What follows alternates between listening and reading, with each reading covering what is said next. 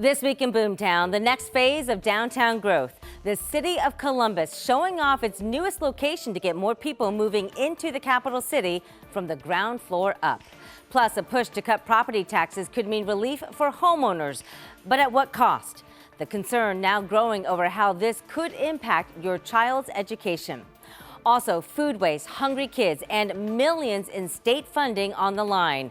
What Hilliard is doing this week to help families stretch their groceries and how new dollars could feed thousands more across Ohio. Central Ohio certainly is booming. We all see it and we can all feel it. So here's what we uncovered this week in Boomtown.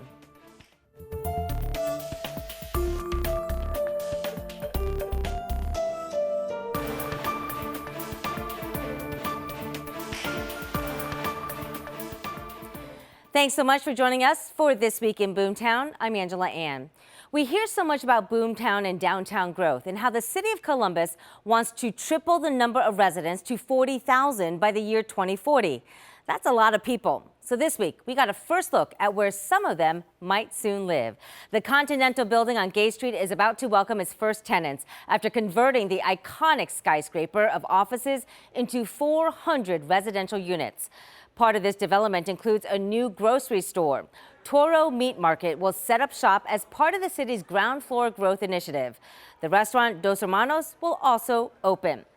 Now, as 10 TV found out, city leaders say they hope these additions will help turn this vacant area into a vibrant 24/7 neighborhood once again. Here's 10 TV's Tara Jabor with what they had to say.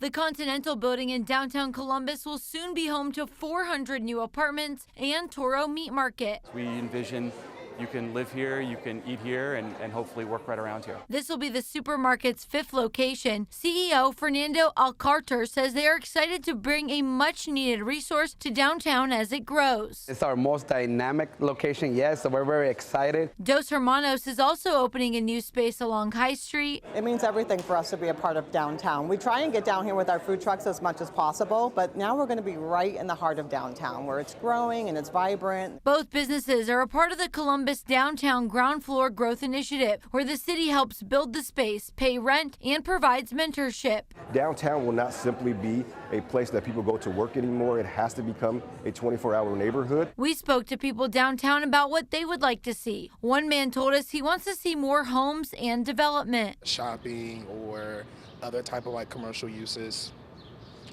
And always could use more restaurants and bars. Another woman told us she wants to see more affordable housing. More affordable housing, more opportunities for growth and development, jobs. Councilmember Nick Bankston says his goal is to get downtown back to where it was before the pandemic. And downtown is critical because downtown success is our region's success, right? In order for the rest of the city to be successful, we have to have a strong downtown. It is the heart of our city, and it pumps blood to all the other arteries. And that was Tara Jabor reporting. So as we said, these businesses here at the Continental are part of the second phase of the city's ground floor growth initiative. It's really part of this broader plan to fill in empty spaces and really fill in the storefronts that are in downtown Columbus. Now, back in March, we told you City Council approved $500,000 for phase 2 of this initiative. The city subsidizes rent for the certain types of businesses for the first 3 years, which really can add up into the hundreds of thousands of dollars. Excited about the investment that we're making in downtown, in women, minority, and local-owned businesses to be able to ensure that they are showcased in downtown's resurgence.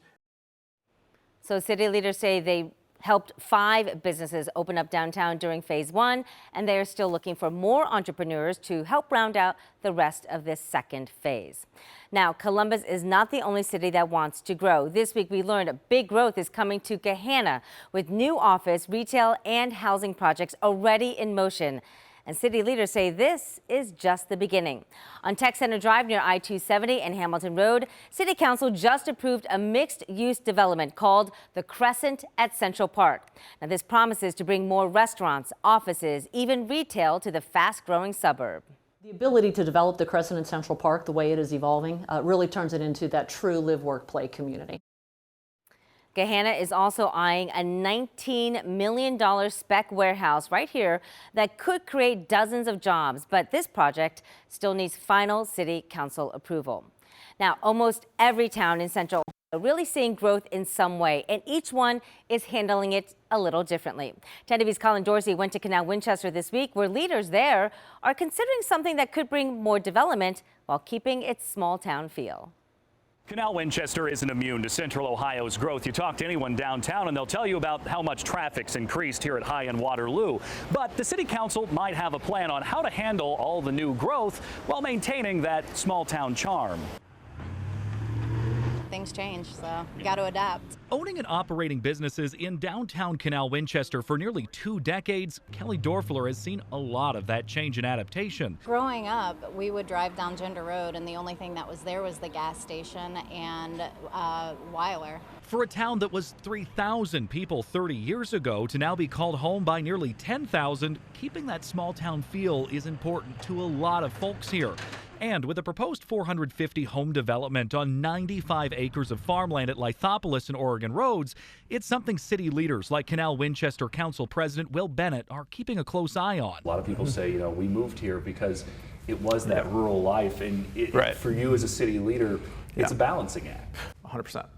You can't stop growth, but how do you manage it in a way where you can continue to sort of still have that same charm and aesthetic and that warmth that people respond to when they come. The city is considering a new community authority. The developer and homeowners would pay into it, and Bennett says they want to use it to preserve some of the farmland surrounding the city. I think the big question there is how can this, this monetary fund keep farmland from turning into homes? There's so many opportunities yet to be explored. We don't know necessarily all the levers that we can potentially pull to sort of preserve land around us. As a business owner, Dorfler says she sees both sides. And it's bittersweet. Like, it's really cool to see the progress and the change and everything. But also the flip side, you always look back on your childhood and you love those memories and stuff. The city is still exploring how that new community authority would work. And as for when all of this farmland will become new homes, that's also still a good ways off. A year at the earliest. In Canal Winchester, Colin Dorsey, 10 TV News.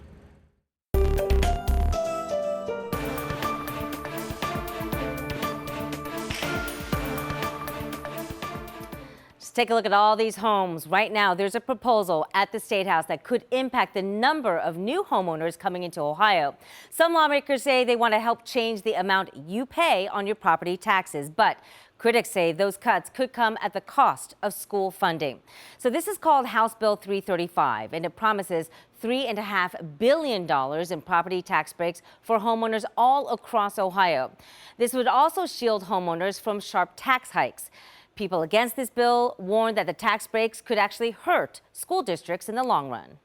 This is also a bill that does not seek to fund it on the backs of local government. In fact, the state picks up the tab, as they should. When we consider the impact of this proposed legislation and combine that with the fact that the budget as it stands right now severely underfunds our public schools. Lawmakers say this would also impact renters. So if your rent is equal to 5% more than your income, well, then you would also receive a refund. Well, news of this sweeping property tax reform is getting a lot of reaction from homeowners themselves. 10 TV's Kristen McFarland brings us their side of the story. Lawmakers tell me the bill would save most people around $350 for every $100,000 of their home's value. So for example, if your home is worth $400,000, you'd be saving around $1,400 a year. At every single 10 TV Listens town hall we've held, we hear the same thing. Property taxes are getting too expensive for a lot of people to manage. Now, lawmakers say they're trying to do something about it. I don't see the issue with giving voters the say over how this will actually work. Why can't we allow voters to have the ability to use income or sales or even actually have their voice say over property taxes? The bill would eliminate what's called inside millage. These are taxes the state's allowed to take without your vote. But opponents of the bill say it will hurt public schools and services. a similar concern for some in the community. My immediate reaction is, that's awesome, that's great news. However, then it immediately says, at what cost? Steve Davies lives in Worthington and says strong schools are the reason the community thrives. Saving money generally means it's got to come from somewhere else, or what else where are we going to pick up the slack? What are we going to go without? Supporters of the bill are asking voters if they'd support other taxes to keep key services while still getting the property tax break they want. I have no doubt whatsoever our voters and our taxpayers are going to fund our police and our fire and our essential services. They're just saying, don't do it on the backs of us as property owners. Give us the option. Whether the bill becomes a law or not, community members say strong resources require strong funding. Well, we pay a price for living in a civilized society, and everyone wants good schools for their kids. Everyone wants the fire department to show up on time, and so that costs money. Lawmakers are still discussing the bill. We're going to follow it every step of the way. We want to hear what you think. Text your thoughts to 614-460-3345. That number is on your screen now. Kristen McFarland, 10 TV News.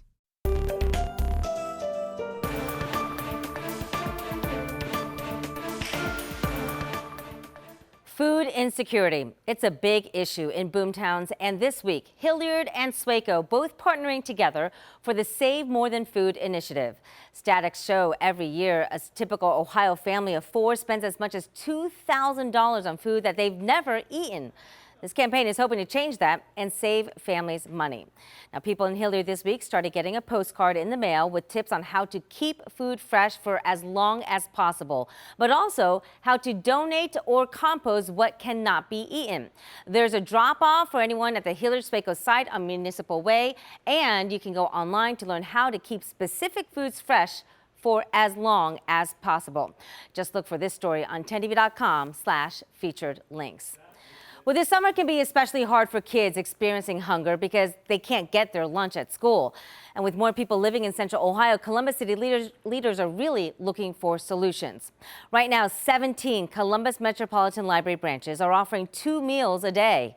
Families can choose breakfast and lunch or breakfast and dinner. The meal program runs until school starts in each district and is open to any student 18 or younger. Right now, 1 in 5 Ohio children are facing some type of food insecurity. And according to Solving Hunger Ohio, that is more than 500,000 children in our state really not knowing where their next meal will come from. This campaign is now calling on state lawmakers to release $6 million, and this would trigger $24 million in federal money that would help feed children here in Ohio. Solving Hunger wanted to bring universal meals to every child in our state, and now it's decided to focus on children who live far below the poverty line. The state and federal dollars mean 30,000 more Ohio children would get free lunch and breakfast. And here's why this is so critical. Advocates say healthy meals are essential for students learning, and that food insecurity can really impact their ability to learn and grow. So the idea behind feeding kids in school is that you take the children, especially those who are in the highest poverty schools, and you feed them all. So you don't have to do poverty tests child by child by child. Tennessee and Ohio have very, very similar child poverty rates. Why is it that in Tennessee they're feeding twice as many of their needy kids than Ohio is?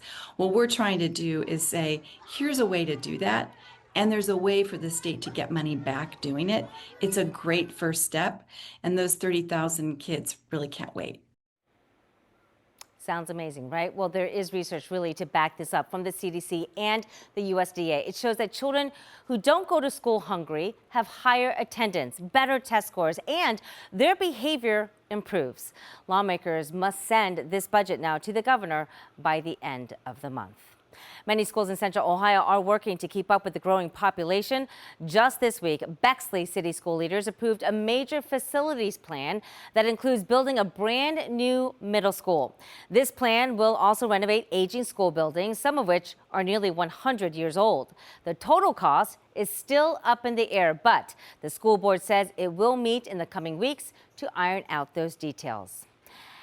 And this week, the state announced a huge investment for kids who walk or bike to school. We're talking $7.6 million for sidewalks, crosswalks, and bike lanes all around Ohio schools. Just look at all those bikes right behind me. We look deeper into how this funding will affect growing school districts in Franklin County. And we found more than $1 million will help fill sidewalk gaps around elementary schools.